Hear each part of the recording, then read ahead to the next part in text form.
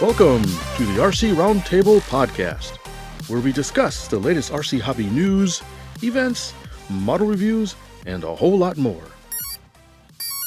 All right, hello everybody. Welcome to the RC Roundtable podcast live here at the AMA EXPO West in Pomona, California. We are the RC Roundtable. I am Fitz Walker. Joining me is Terry Dunn. Hello. And Lee Ray. Hello. And if you're not familiar with us, we are a podcast that discusses everything remote controlled. And while we mainly focus on RC airplanes, we love it all. If it's got a transmitter, we like it. Well, because airplanes are the only ones that matter, right? Well, mostly. He does a boat show, be careful. Yeah, I dabble on the dark side. So we're here at the Fairfax Exposition Center, in Pomona, California, which is right outside of Los Angeles.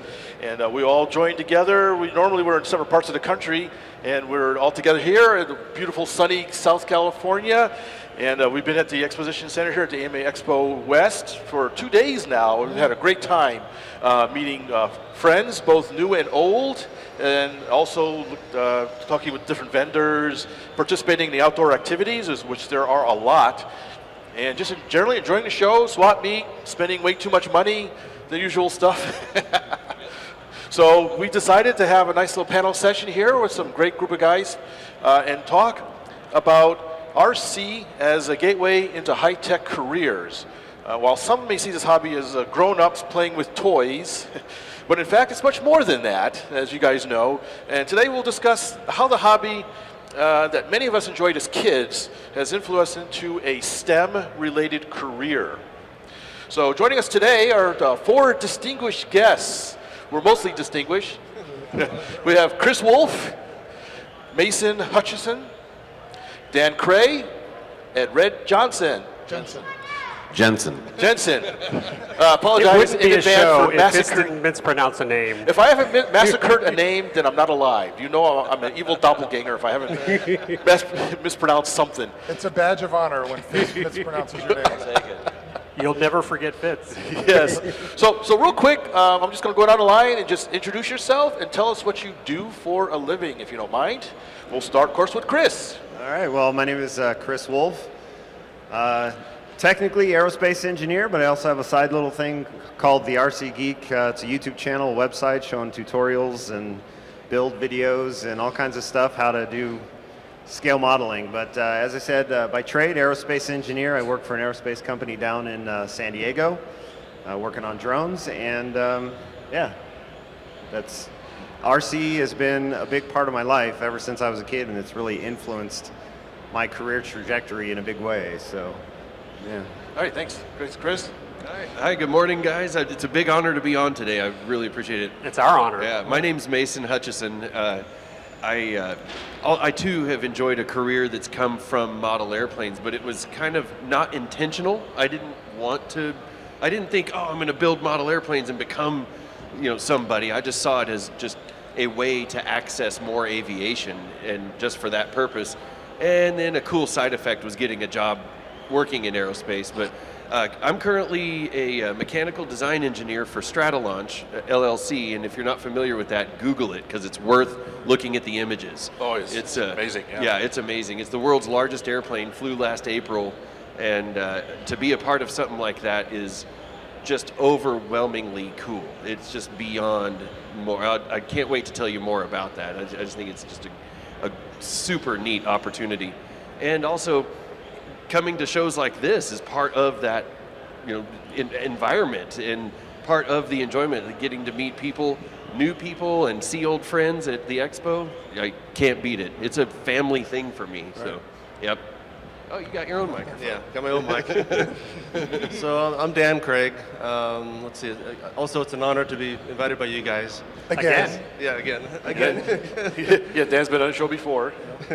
But it's kind of like, everyone has a similar story to our stories. It's like everyone's kind of amazing, remarkable technical backgrounds. Our audience is typically going to like models, and that's what they grew up with, and they try to make a living out of it somehow, so they can keep enjoying what they're doing. So it's kind of all the same story, So mine's story is not much different than anybody else's. And even you guys here are all technical backgrounds, engineers and IT experts, and so yeah. So And the rest. And a photographer. And a photographer. so, but at an early age, I realized I was totally obsessed with airplanes, anything that flew, whether it was paper airplanes, just anything. There's an unnatural fascination with anything that could fly. It was almost unhealthy. It's just an obsession. Drug. And then It's a socially accepted disease. yeah, well.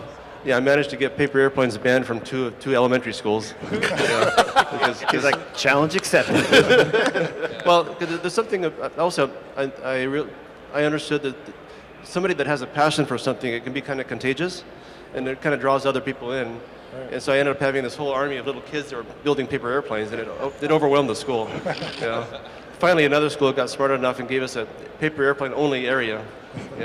But anyways, so that obsession led to engineering. It's sort of a natural extension of understanding airplanes. And then the career was Aerojet out of school. I wanted to help America get back into space. But Aerojet is kind of an old rocket company, and not like SpaceX today. And I realized, well, my heart's really in airplanes. So at that point, my choice was working for Paul McCready at Air Environment or Burt Rutan at Scale Composites. So it's kind of going back and forth, and they're both hardcore model airplane, enthusiasts. They get it. I ended up choosing Burt Rutan at Scale, and I worked there I worked with Scale Composites for 30 years, and on about 20 different airframes, and a lot of interesting stories. One of the things that the people you grew up with, like Neil Armstrong and Gordon Cooper, and Burt, whenever these famous people would come through, Burt would always make sure that we got to meet them. So that was pretty neat.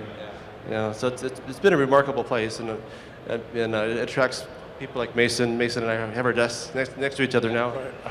This is about as far apart as we get. Yeah. So anyway, so that's kind of my background. I'm still doing aerospace structures. So you're only doing a little bit of flight engineering, right? You have the least experience of all the four guys up here. Is that what we're saying? Well, yeah, no flight test anyway. Just pretty much just airplane structures. That's awesome. All right. Thanks, Dan. Red? Red. May I borrow that? Thank you. It's funny, I didn't realize till we were all sitting here on the stage, but we might as well all be brothers. I mean, we have very similar stories, all the same interests, things like that. My name is Red Jensen. I grew up in the garage flying model airplanes with my dad. My earliest memories are going to the flying field, things like that. I was fortunate enough to have his support, and I soloed when I was 6. And that started the same sort of obsession. Anything that flies, I need to be part of that. I need to build, I need to design, all that kind of thing. And model airplanes were always what I wanted to do. Never really thought it would lead to a career in aviation, but that's what I did for fun. And it turns out that having all that fun while deciding what to do to pay the bills ended up being my career. So I'm chief pilot for NASA Armstrong. I run the Subscale Flight Research Lab. And once I figured out that something that I did for fun was worthwhile to somebody else that would pay me for it, then the sky's the limit there. So I worked for a private UAV company prior to that for about 10 years. And we had come down to Armstrong, which is Edwards Air Force Base, to rent the airspace. The things that we fly can't really be flown in a traditional model airplane setting. So I got to know some of the guys there, and they offered me a job, and here I am, and I love it. I just want people who are listening, especially the kids. This guy just said, I fly RC planes for NASA. If that's just not a promotional talk right there. Yeah, I didn't even think that could be made into a sentence. That's unreal. The funny thing is, what a lot of people don't realize is NASA has been doing subscale flight research since the 1950s. The lab that I now run was started by a guy named Dale Reed, who was a model airplane nut, and he's the guy that developed the lifting body. He built a model airplane lifting body, spawned all the later crew return vehicle concepts that were lifting bodies, and part of that program went on to live into the space shuttle, and all from a model airplane. So, pretty Yeah, incredible. it probably goes to the genesis of NASA, which started as NACA, right? Absolutely. The NACA, for the NACA, politically correct, yeah. Well, you're talking about subscale testing. So the drawback to going first is you have no idea what your expectation is, and these guys totally squashed everything that I had to say. But We got your guns out. yeah, I got the guns out, but I had nothing to show for it, you know. But, Well, you're marketing your shirt. It's free marketing for you. Yeah, right here, the shirt. But you're talking about subscale NASA, so a little bit more about myself. So my dad is Larry Wolfe from Jet Hangar Hobbies.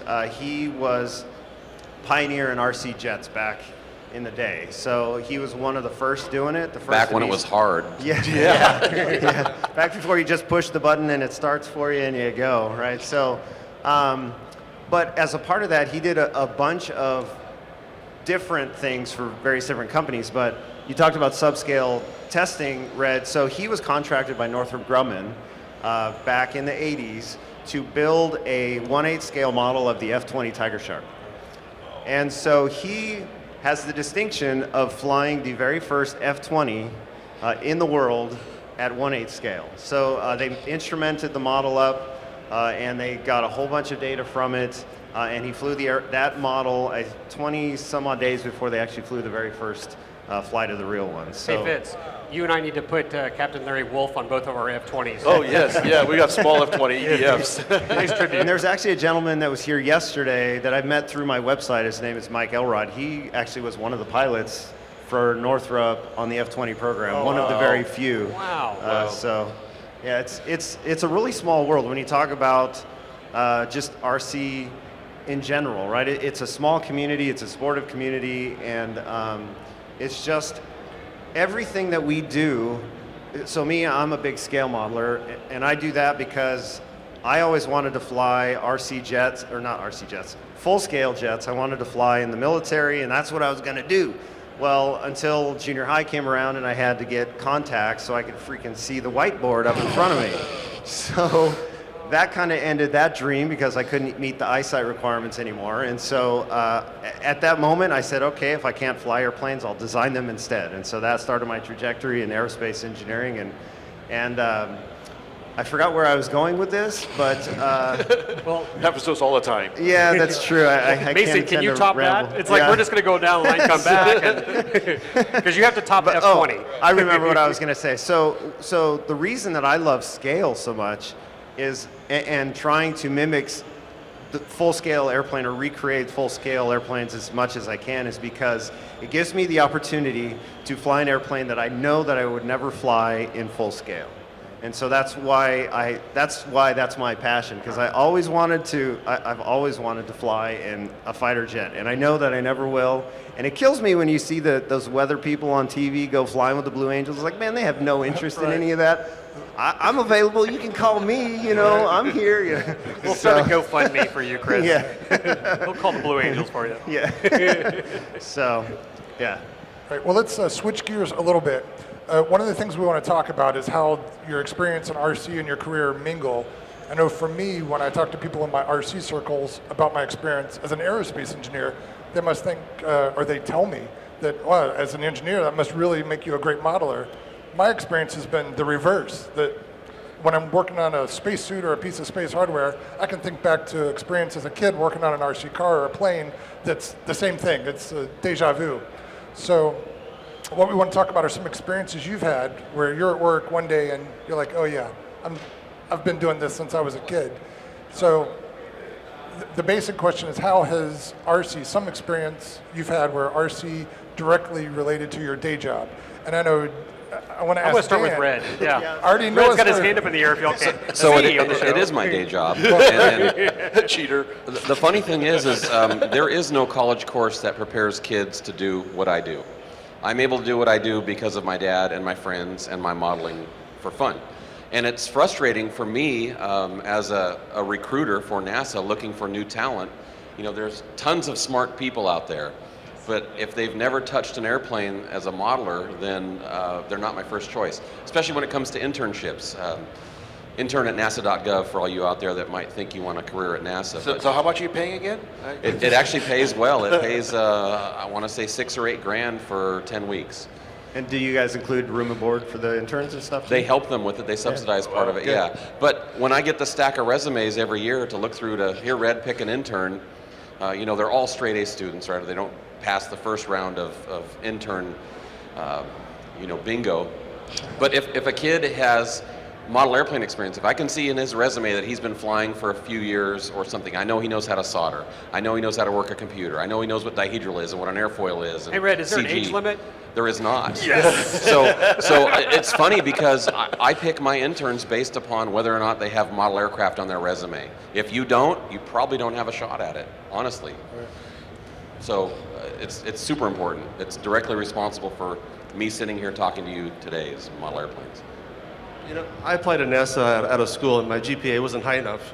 I would have taken you anyway, Dan. But Dan, tell us about your interview with Bert. This is And my how favorite RC story, really, truly.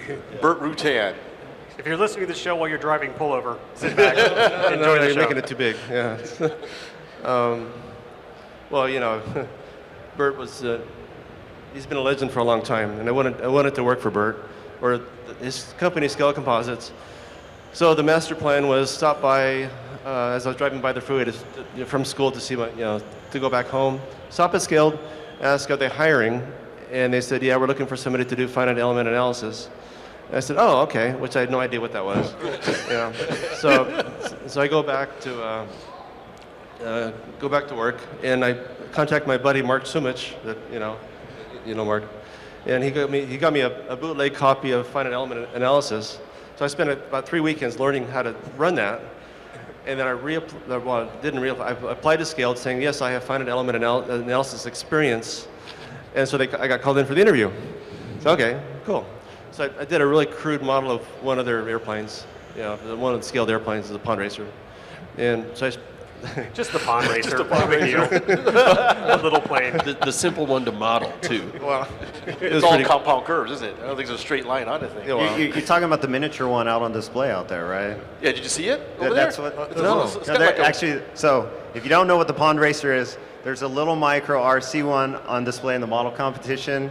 You should take a look at it. It's awesome. Yeah. Red just left the after show. the show. that's my all-time favorite airplane. It's beautiful. It's really cool. Yeah. Yeah. So anyway, let's see. So, Scaled secretary said, well, we have airline tickets for you to fly down for the interview. And I thought about it. I says, well, look, I'd rather load up my old Dodge van full of my model airplanes for the interview.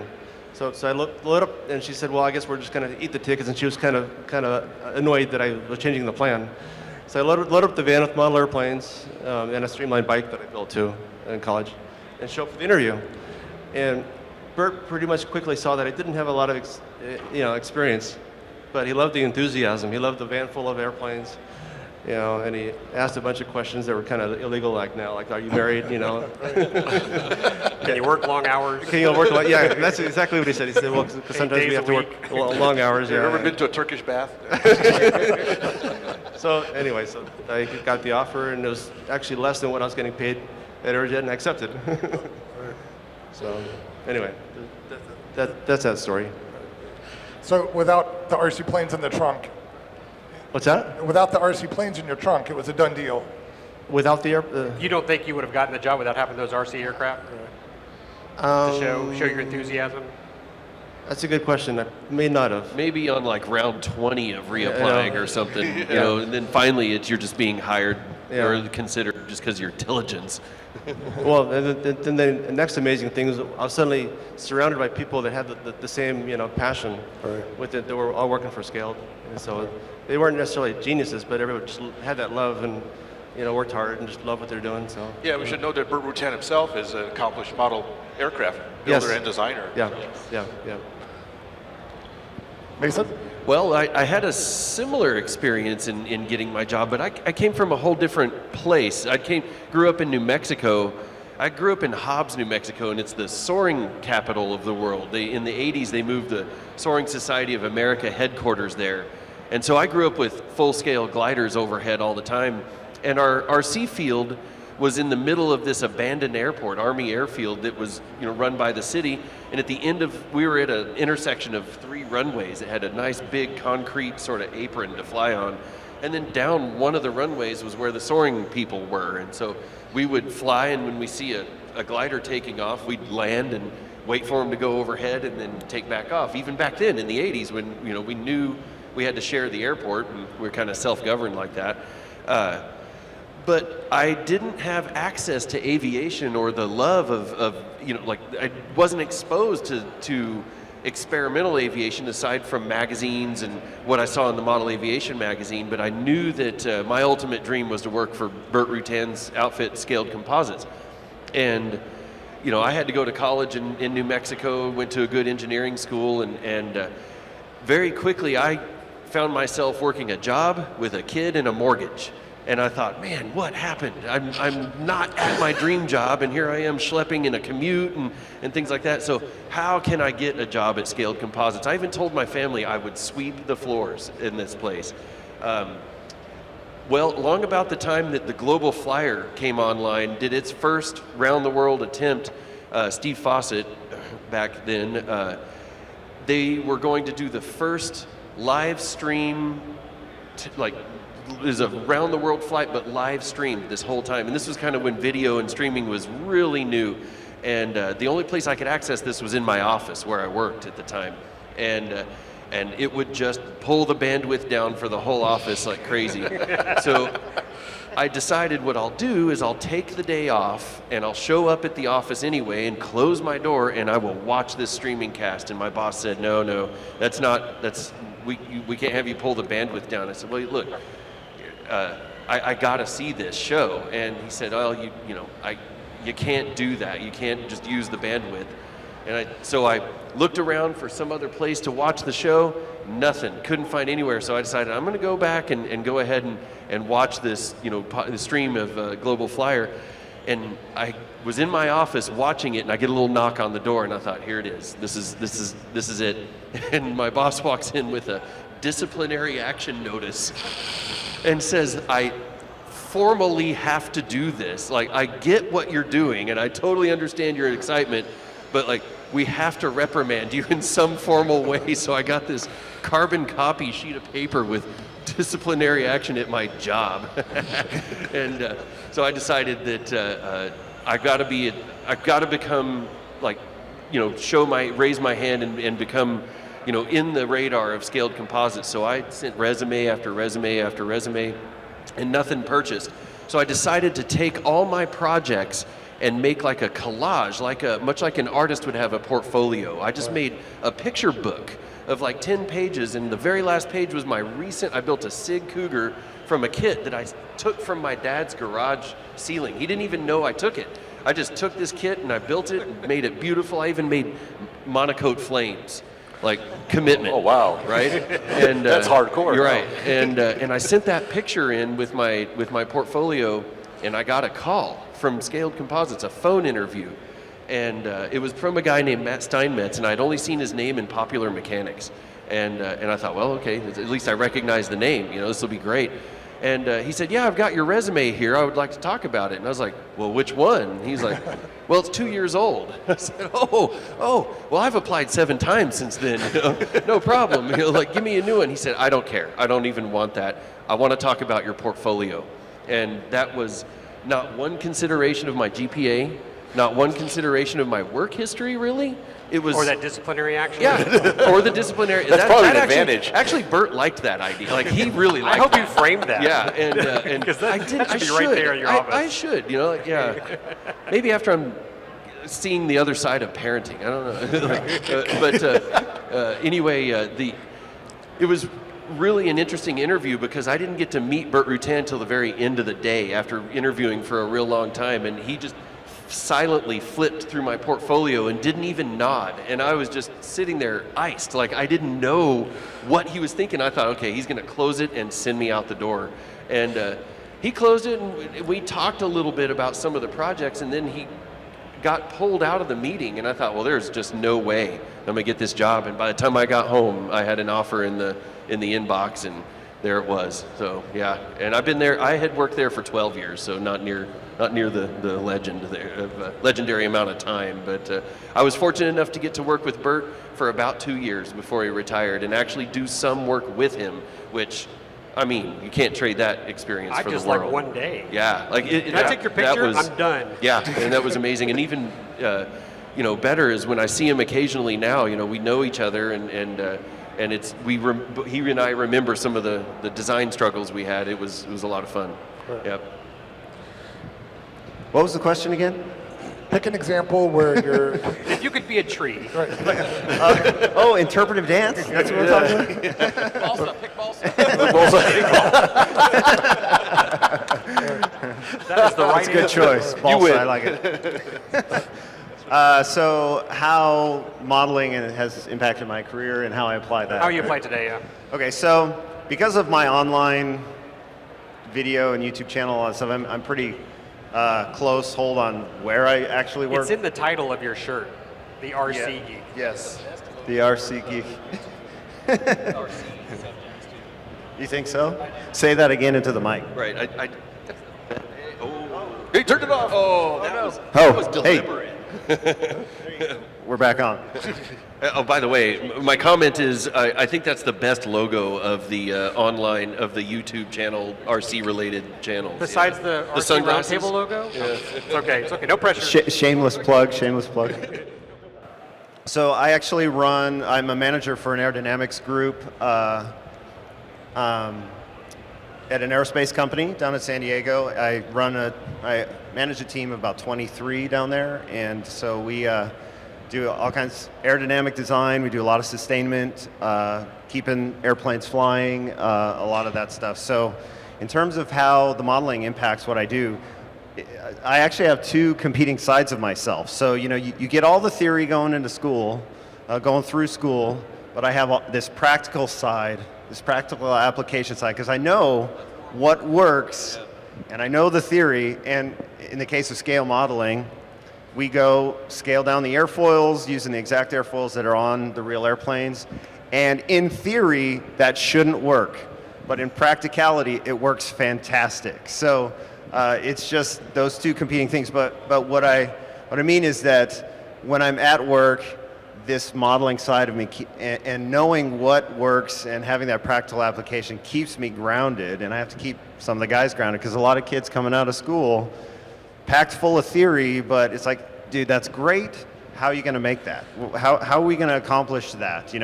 We have limited time, we have limited budget, we can't go down this rabbit hole. We have to be on time, on track, and all of that stuff. So, so every day I've got that, in the back of my mind, trying to, steer the ship, if you will, or conduct the orchestra. You learned how to be a project manager. Say again? You learned how to be a project manager in your youth. Yeah, I guess so. So, yeah. You want to ask yours? Bachelor number 2. Mason, the question for you. No. Well, we had so much fun yesterday watching you with the kids. And I don't know how to ask the intro, but I'd like you to talk to the listeners about the event and STEM projects in general. And then I'd like to ask everybody in our panel here, do you participate in some kind of STEM project? And is there something that you prefer to help out kids on, like a certain aspect? Yeah. Oh, well, first I'll describe real quickly what we did yesterday. This is kind of a genesis of one event, and the idea is we're trying to give the opportunity to some of our new visitors to the expo and to this hobby an opportunity to give them a jump start. So we had this idea we like to combat and air race among our little community. Red's group is over on Edwards, and we're over in Mojave, and so from a couple times in the past, we've gotten together and we've raced each other just around some homemade pylons that we set up. Pretty much, well, when we race at home, it's personal.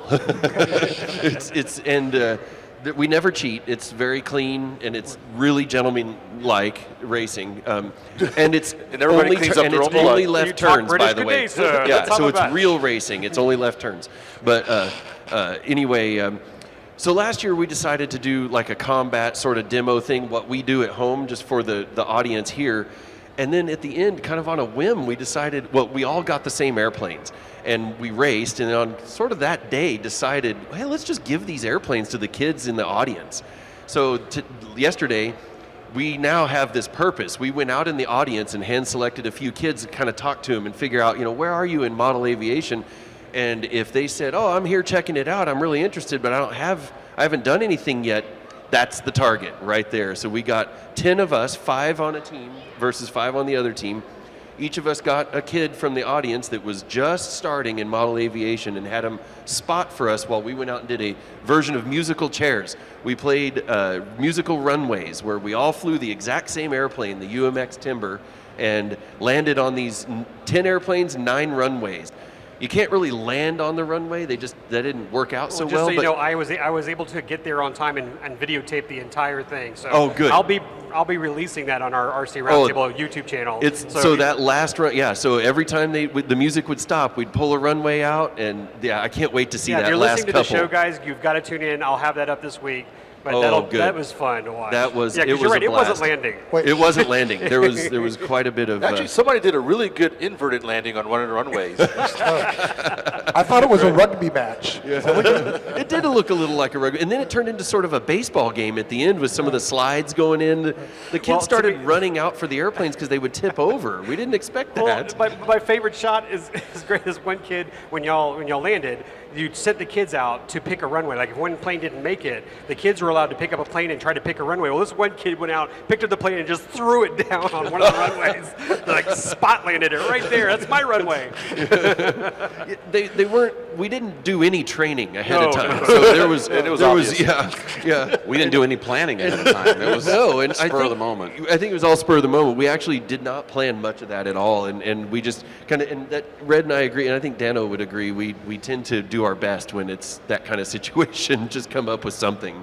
And I would like to take the opportunity to thank the AMA and Horizon Hobby both for stepping up to the plate and allowing us to do that. We made 10 kids incredibly happy. Not only did we hand them mostly flyable airplanes, but also brand new in the box transmitters. So all they really need is a battery charger. Now they got a full setup, they can go learn how to fly. Yeah, and it's on a great airplane. That's out of reach for a lot of kids. It's a big expense just to chunk out to see if you like it or not. Well, now they can, like it right off the bat, and we've got 10 new potential AMA members, and I'm sure they're going to tell their buddies. And so that kind of outreach I really like doing. I don't get to do that. Do you do anything else out of NASA? Any other kind of STEM projects? And you talk about an internship, but is there any event? We do a lot of outreach. I was talking to somebody earlier, like this is a recruitment area for us, especially in my lab and what we do. So we have a couple of hundred interns that come every year, mostly in the summer, but we get some in the fall as well. And particularly, they're throughout the center, but particularly in my lab, is one of the few places they can actually touch flight hardware and design flight hardware and work on things that are actually flying. If you're on, say, an F-15 that's doing some sort of aerospike research or whatever, you might write a test plan or you might help reduce some data or whatever, but you don't get to touch the airplane. If you come over to our NASA booth, I can show you several airplanes that have components or the whole thing built by interns. They get to do everything except for fly them. And that, to me, I see that sparks a huge interest in getting to actually do real stuff, not just get coffee or what some other internships might offer. So presuming that most of the students that come in as interns have RC experience. No, not most of them, a very small percentage. Very small percentage do have RC experience? Yes, most of them are, basically aero engineers and things like that, out of great colleges.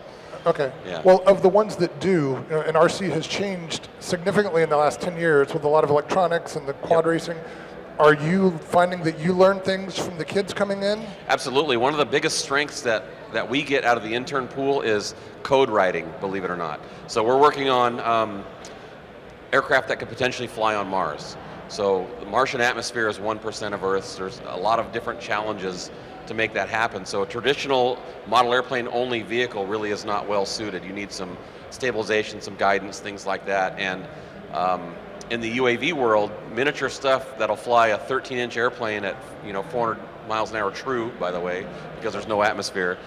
You don't find that on the shelf. So we have to develop that. And I'm finding that today's generation of college kids are very in tune with that and pose a huge benefit to us. That's an interesting point you bring up, because we're seeing that in some of our younger engineers too. They bring to the table the ability to read code that already exists, that was written long ago, and fix it, or adapt it to a new better yet, adapt it to a new application. So our 25-foot flying wing that's over there in the booth, it's got a pressure measurement system in it. We take almost 100 flush-fitting pressure transducer ports in the wings and feed them back to a box, and it all gets correlated to data, and we can see real time what the span load of the aircraft is in flight.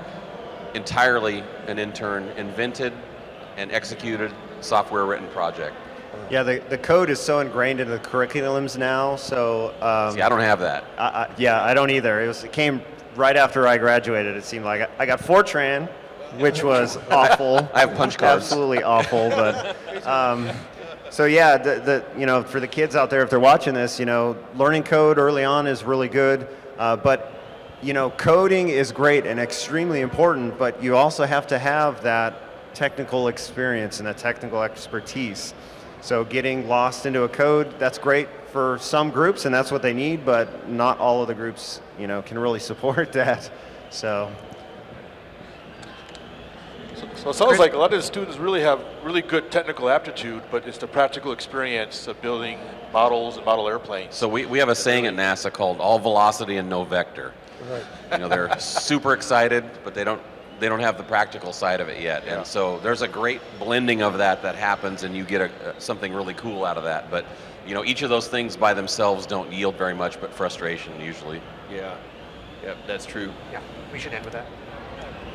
I do want to reiterate that they do bring some great new ideas and things that, a lot of the folks that have been doing this a long time may not have thought about or considered. And challenging so the really status important. quo is super important. Yeah, it's really good.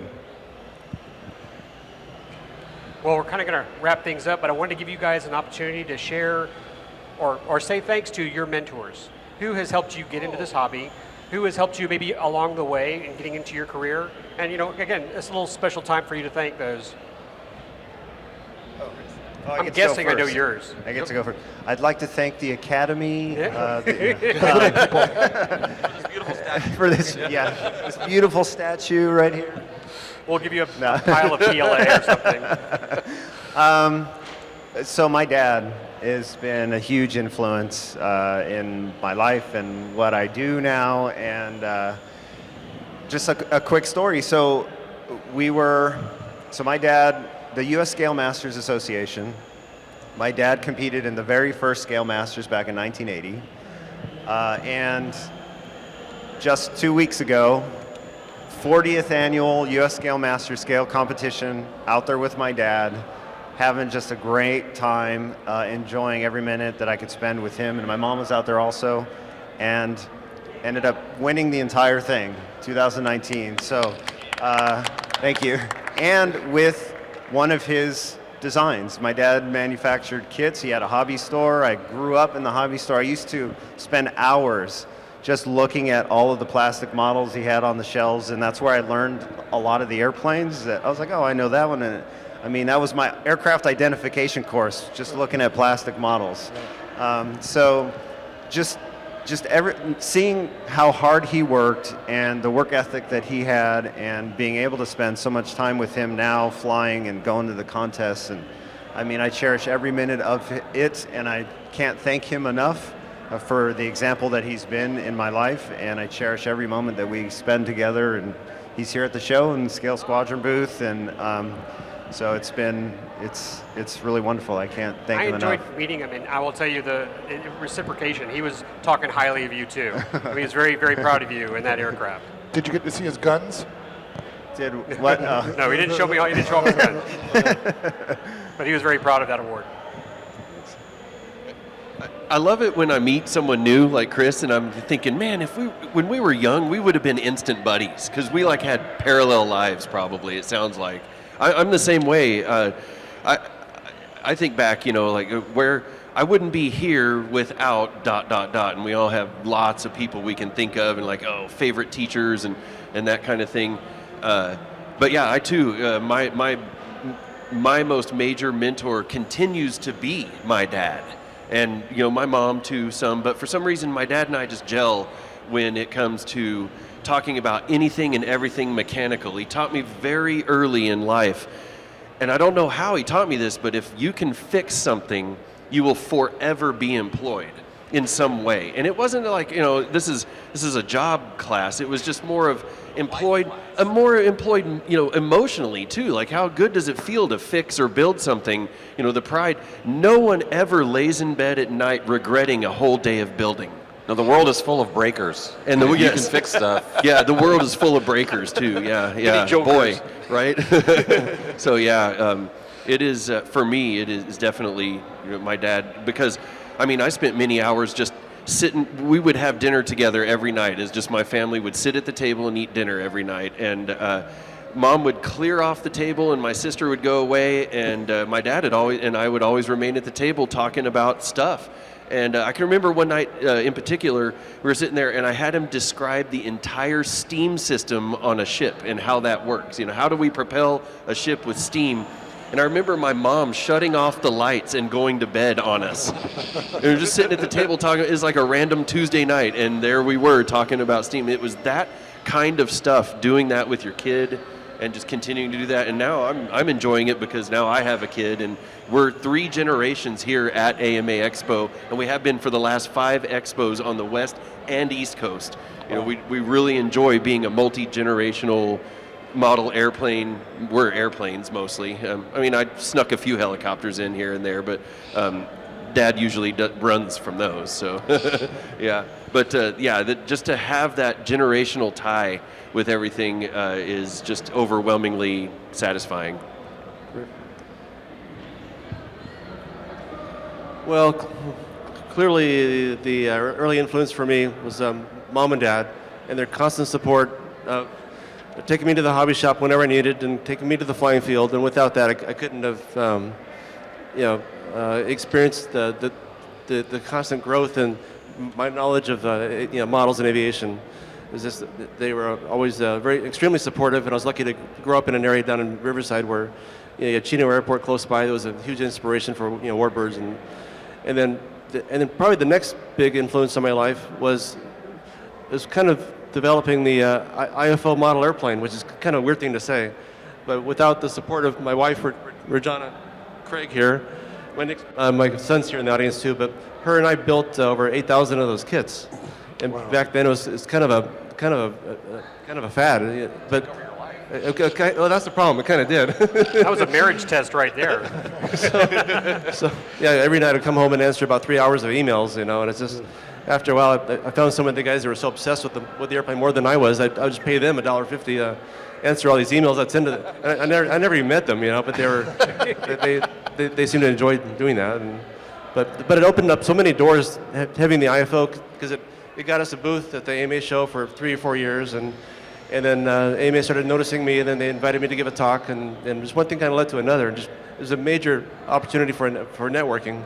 Eventually, we got burned out, and then the final mentors that I would mention are just the people that we're surrounded with. It's sort of a self-inspirational kind of thing. Like, I'm inspired by everyone here on stage, and it's exciting to have all these amazing contacts and friends, and. I'm sensing a parental theme here. My parents, in particular my dad as well, huge influence. He flew RC. His dad was a pilot, so that sort of got his interest going. So again, like I said earlier, most of my memories are in the garage building stuff, but I think the biggest takeaway that he gave me is the ability to fail. He would give me just enough information to screw it up. And to this day, I love to design, and I love to experiment, things like that. And I got that from him because he was there to kind of correct me and keep me going the right direction, but not corral me so much that I couldn't learn for myself. One of my favorite stories is I was about 10 years old. I had another buddy who was about the same age, and we were going to build something and fly something the next weekend. And I'm in a rush, and I'm gluing servos in with epoxy, and he just rode my ass for that. He's like, you don't glue servos in, And I have to laugh because I fly competition sailplanes much later in life, and you absolutely glue the servos in. That's what you do. You're supposed to do that. So I laugh about that. He did too. He's no longer here, but I got to share that with him, and he thought that was pretty funny. So if you have to replace a servo, do you have to replace the airplane? No, you learn that you wrap it in tape, and then you can pop it loose, But the other person strangely enough, is Al Bowers, ex-chief scientist of NASA. When I first got there, their model lab was sort of defunct. It had been going for 50-odd years, but the latest caretaker of it was having some health issues, and they hadn't done anything for almost 2 years. So when I hired in, it was just a big kind of a room with a storeroom with a bunch of broken airplanes, and he had the very first Prandtl aircraft there, the Flying Wing. And I wasn't specifically hired for that project. I was hired to do another project, and that was just sort of there. So I asked, can I help you? I think I can help here. And he's like, yeah, and he was a little frustrated. And within just a few weeks, we had that airplane flying again, and actually, getting meaningful data. And that turned into a whole series of other aircraft as well. We're up to almost 70 aircraft in that series now that we've built and flown. And he believed in me and let me help him. Even though I was very naive to what his aero theory was for this thing, because it's a flying wing, which, whatever, it's just a flying wing. But once you really understand what it is, it's completely different than every other flying wing out there. So it took me a while to understand that and wrap my head around it. But very thankful for that opportunity. And, here I am. I hope to die there. I mean, not there, like at my desk, but, I don't know. Spend the rest of my life there. That sounds like a great place to put your little tombstone. Yeah, exactly. Red's here. Well, all right, gentlemen, I think we'll have to wrap things up. I want to thank you guys so much for joining us up here on the stage.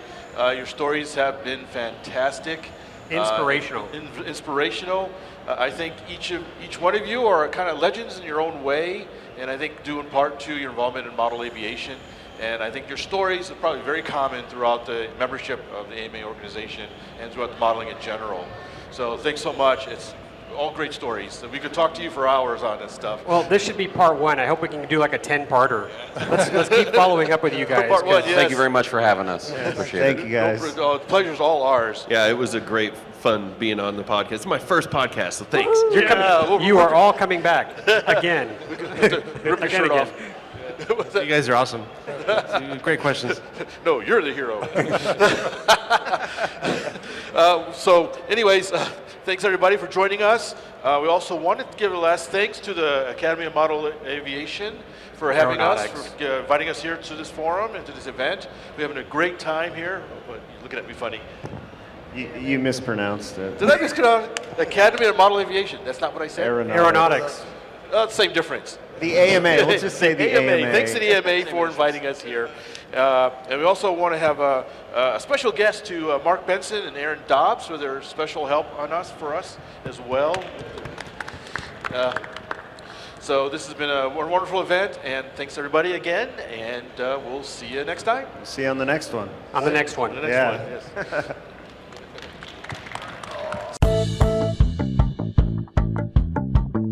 Please visit our website at rcroundtable.com, where you can send us comments and suggestions or listen to our other great podcasts, where you will also find links to our iTunes and social media sites. Thanks for listening.